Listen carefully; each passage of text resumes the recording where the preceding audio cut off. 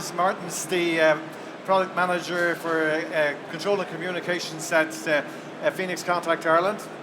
Very welcome, Martin. Martin's been involved in the design and development of the PLC and PC-based software for process and factory automation systems in Ireland. Did you spend 25 years in Australia as well? Okay. And next up is William Fahey. William, good morning, William. William is the Operations Excellence Manager Advisor at Grange Castle, somebody Matt will be very familiar with, and has been focusing on lean. And those of you who recall back a decade ago, he's a black belt in Six Sigma, still tossing them over his shoulder. Then we've got Desmond Savage. Desmond, good morning, Desmond. And Desmond is a consultant with ATS Applied Technology Systems in Ireland, and he's been working in the area of MOM for 15 years. For those of you who don't know, I'm sure you all know what MOM is, MOM. And Andrew Steele. Andrew, good morning, Andrew. Is in charge of increasing the productivity in UK and Ireland for the 4CAM UK Limited Group. They are sub-suppliers into Rolls-Royce, Meggitt and Smith Group, yeah. Great, that's excellent. So, super panel, and I'm sure we'll find the questions and answer session very good. We have a microphone there for passing around. The Internet of Things really took off a long time ago in the industrial area. It just didn't get its fancy moniker for some time. Is everybody okay? There we go. The latest forecasts for the IoT area is that 6 trillion will be spent in it over the next 5 years. And the areas that, the reason businesses are investing in the IoT is they're expecting that it'll lower their operating costs, it'll increase the productivity, and it'll expand them into new markets and developing of new products. Is the speaker saying okay, guys? I can hear it going up and down a bit, okay. Last year, that last area, the whole new products area, last year I was managing a group of 20 companies in the IoT space. They were early stage companies. 10 of them were from across Europe and 10 in Ireland. And the new technology that is coming through with startups in this space is absolutely phenomenal. But for a large number of the big companies, they can't move nimble and fast enough.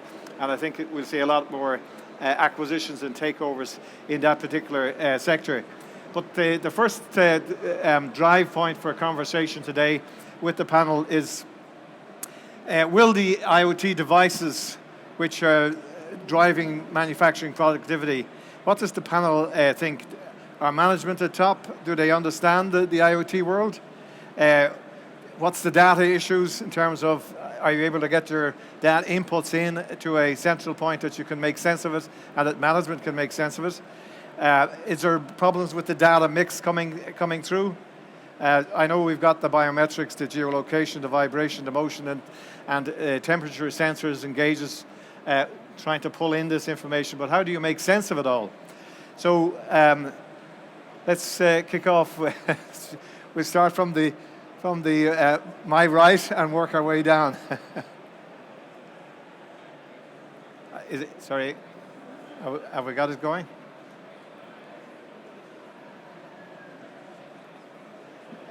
No. Hello? Oh, yes. Yeah, okay, you're okay. on. Good, okay. At least this Internet of Thing is working. Yeah, so I think it's worth defining what we mean by future factory. There's buzzwords like Internet of Things and Industry 4.0, and really we're talking about connecting automated systems together, digitalization of the supply chain, machines talking to humans seamlessly. And so some of the challenges, I think, yes, familiarity with the technology by management, that's definitely a challenge. But even once people are familiar with the technology, there's no point just applying that because everybody else is doing it or, it looks like a neat thing to do. I think, process industry, factories always have their own challenges and they need to identify what challenge they're actually trying to solve using the Internet of Things or Industry 4.0. So, that nothing's changed there. People need to understand what their challenges are and how this new technology is going to be able to address those challenges. So there's a lot of new technologies out there. Yes, definitely management need to become familiar with those technologies, but how that might apply that to solving the problems in their factories.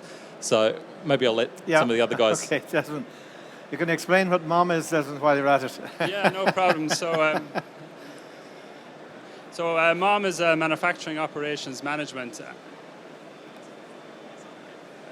So it's Manufacturing Operations Management, and it's that space between IT and automation. So I suppose it leads on to the question, which is we're looking at Internet of Things, and Internet of Things is quite pervasive across our daily lives now. We've all got smartphones. A smartphone might have 3 or 4 sensors in it. You have voice, you have camera, you have picture, just 3 or 4 sensors. And if you think about it, look how this device has transformed our personal lives in the last only 5 or 6 years. But if you go into a factory, you're looking at thousands of sensors on the shop floor. And has industry actually done much with these sensors? And there is manufacturing people here, and I think the answer would be no. Like, if you compare especially to how a smartphone has transformed their life. So there's a lot of data available at the shop floor, but I think the first thing companies should look at doing is harnessing that data, capturing that data in an organised manner, maybe labelling that data and putting it into a data source where you can actually use that data in the future. So from a starting point, I think there's lots of data being generated on the shop floor, but we need to start capturing that data, organising that data, and from there then we can look at analytics. So that'd be my few words on it. Yeah. Okay, thanks very much. So What's happening in your factory with it? Sorry, I think Will probably be the best person because he's representing fine. Pfizer. So my job is to go into companies and assess how they're using technology on the shop floor at the moment. So that's typically where I work. We'll do a quick switch over to Will, so, and then we'll switch back. Sorry, Will, just in terms of, is some of this stuff really happening in your factory, or is it kind of something that you're beginning to get towards? I mean, is it a real live part of your everyday job these days? it definitely is. And I think we kind of touched on the management. You might just move the microphone up a little bit, thanks. I think we touched on the management, I suppose, buy-in and the need to bring them along with us. It's like any kind of process improvement, like Lean or Six Sigma. You need to bring management along with you, and that's happening at the moment.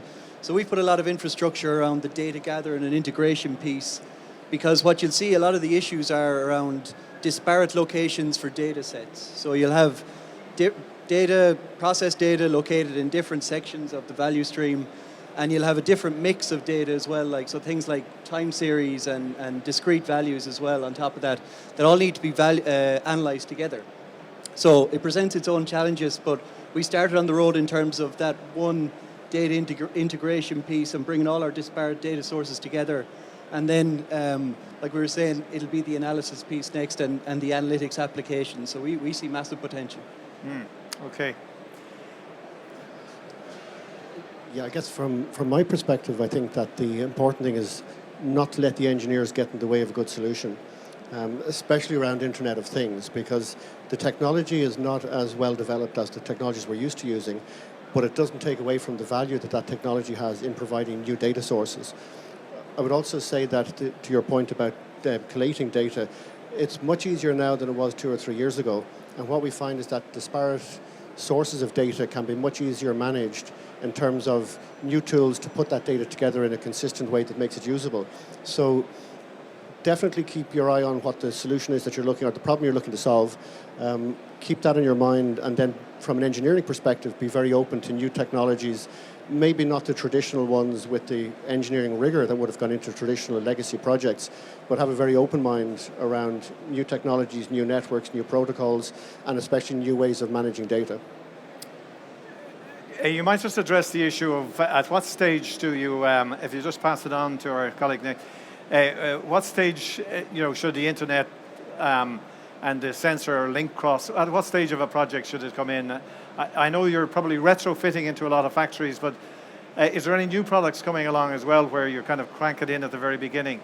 Yeah, I mean, there's a couple of points there to touch on that one. You know, across the range, you know, new build factories, you've obviously got more modern interfaces. We're collecting maybe 30, 40 data points, and for us, it's the technology is interesting, but sometimes it's the solution behind that. You know, what do you want to do with the data? It's not simply just collecting that. You know, is that for productivity? Is that for product integrity? Is that quality? You know, and back to your point, yes, you know, you can have a lot of legacy integration stuff where you're connecting to assets that are 40 years old to more modern computer-enabled pieces of equipment. So yeah, it very much across the spectrum.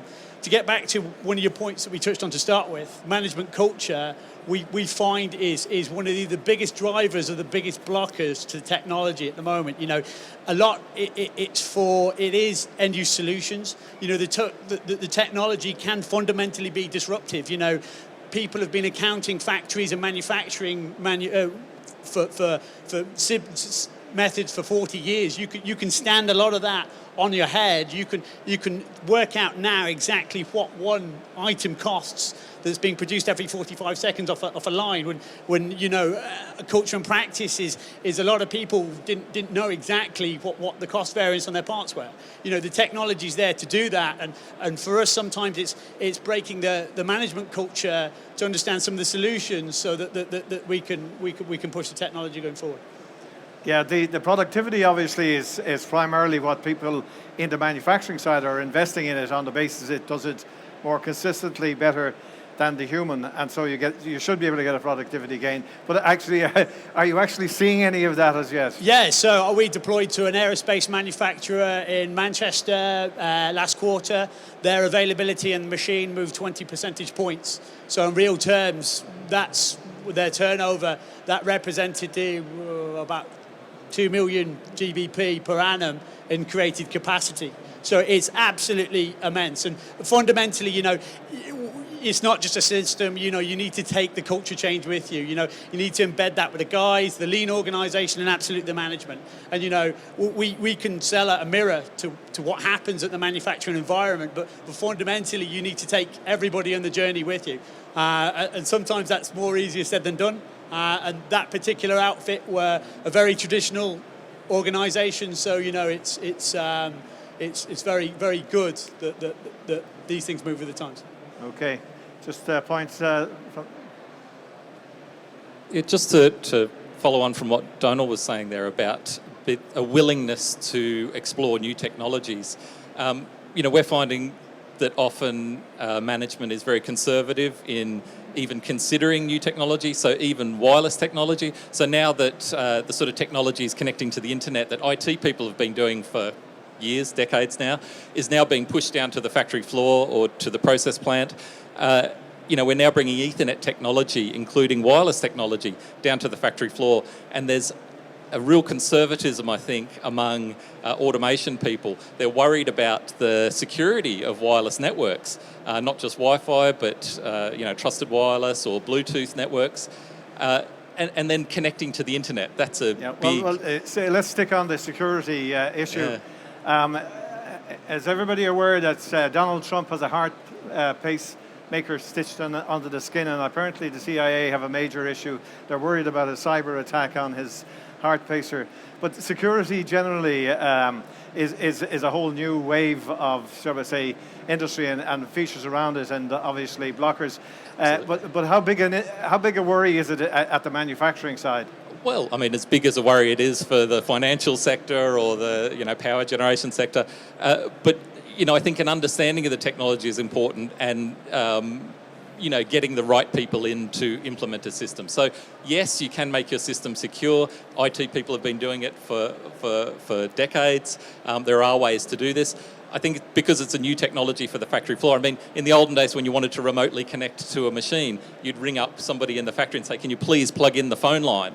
And that was your security. You know, when you're done, please unplug the phone line when you're done, so your dial-up modem would disconnect. Now it's all virtual private networks and always open connections all over the internet. So there's a bit of uncertainty what's actually going on in here. But IT people have been dealing with these issues for years, and so we really need to upskill our automation people, bring in those skills into the automation space, and let the IT people come down to the factory floor as well and really blend that. I mean, we're dealing with universities and they're still sort of 15-year-old technology, automation technology. So what's the new engineer, the new production manager, what's he look like these days? Anybody got a feel for that?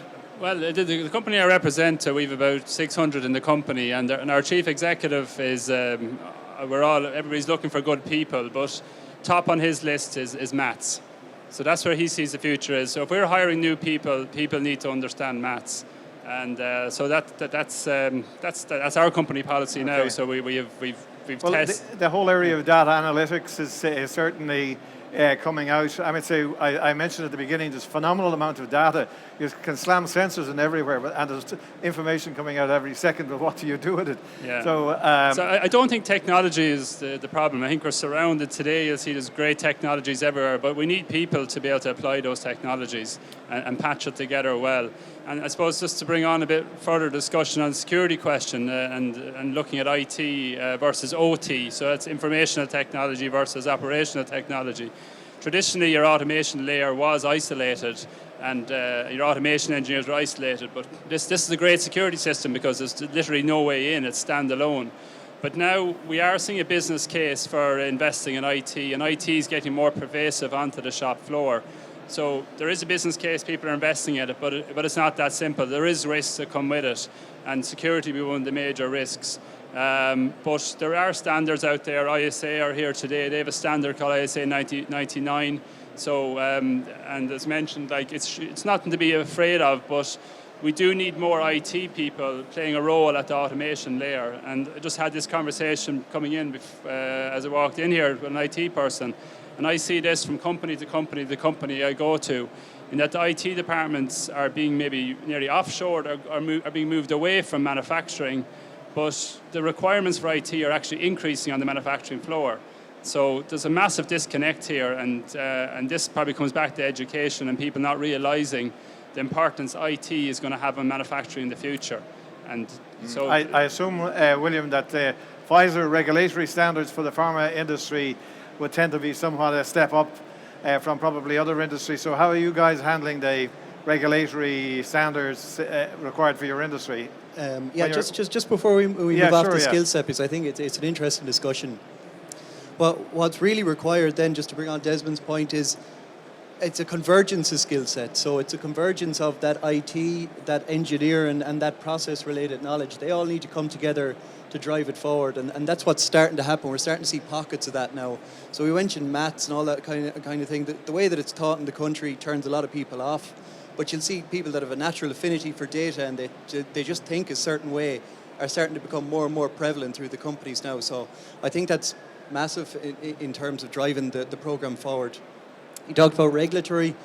So I think it's one instance where the regulatory agencies have actually been ahead of industry in saying that this is the way that we want our processes described, if you like. So in terms of biopharma, you're talking about massive amounts of complexity, and in terms of process description, the only way to do that is through data analytics.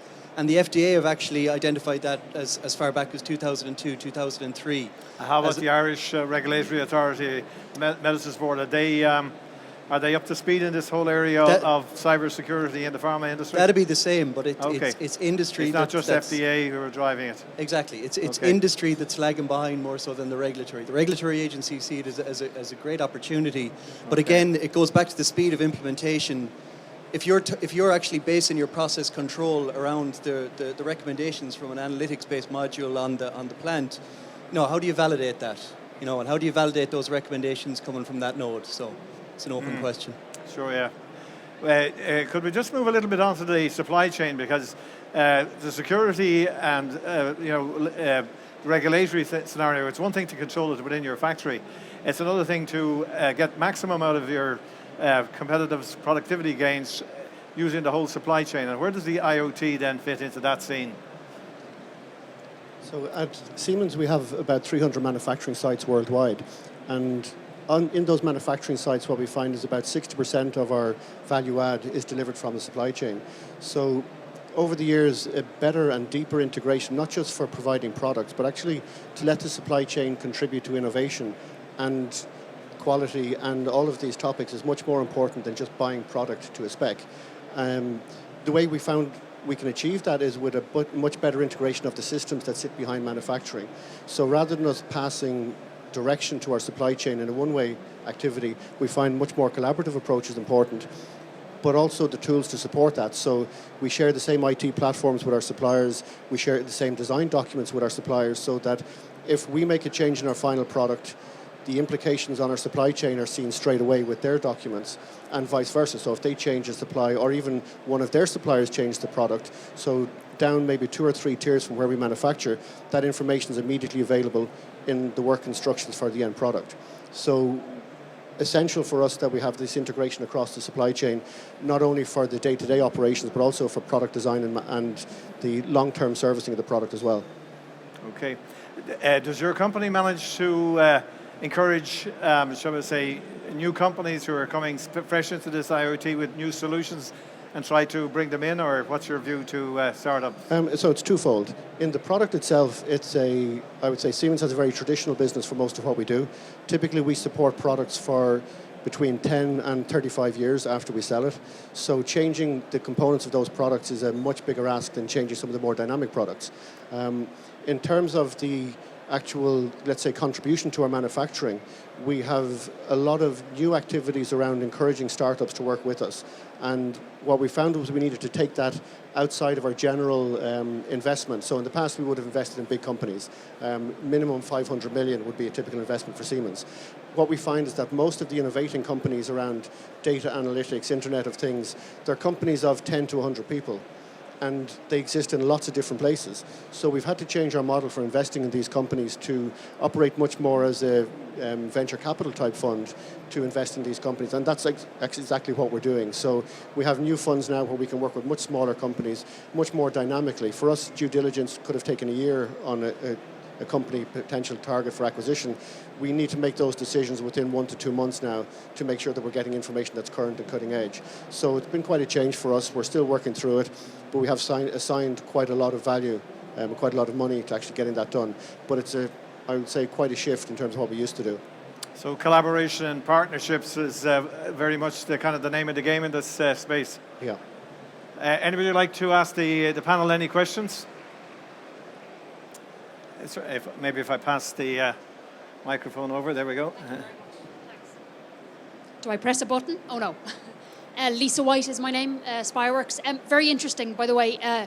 Couple of things that I'd wanted to pick up on, but one main thing, I agree with the perspectives presented on the panel. I love the idea of amalgamating and integrating IT skills into manufacturing and collaborating across those kinds of skill sets. But I do think the panel has been talking about this kind of change in a world that's quite conventional, I guess, almost as a sequential activity.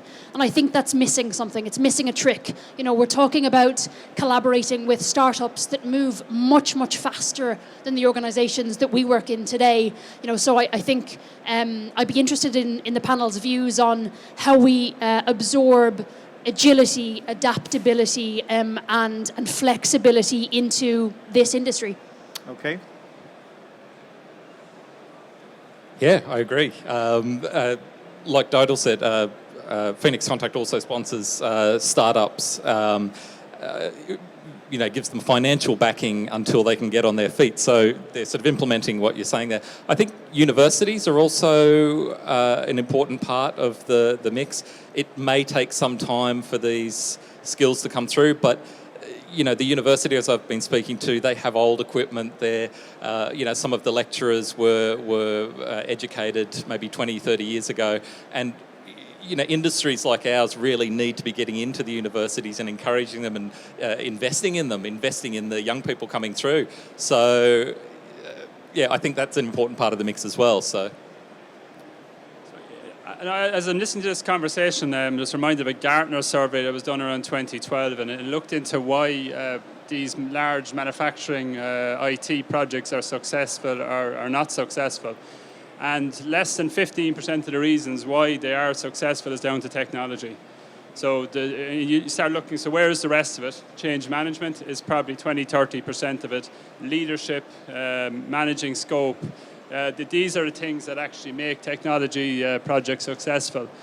The technology I promote is known as MES, Manufacturing Execution System, sits between automation and ERP.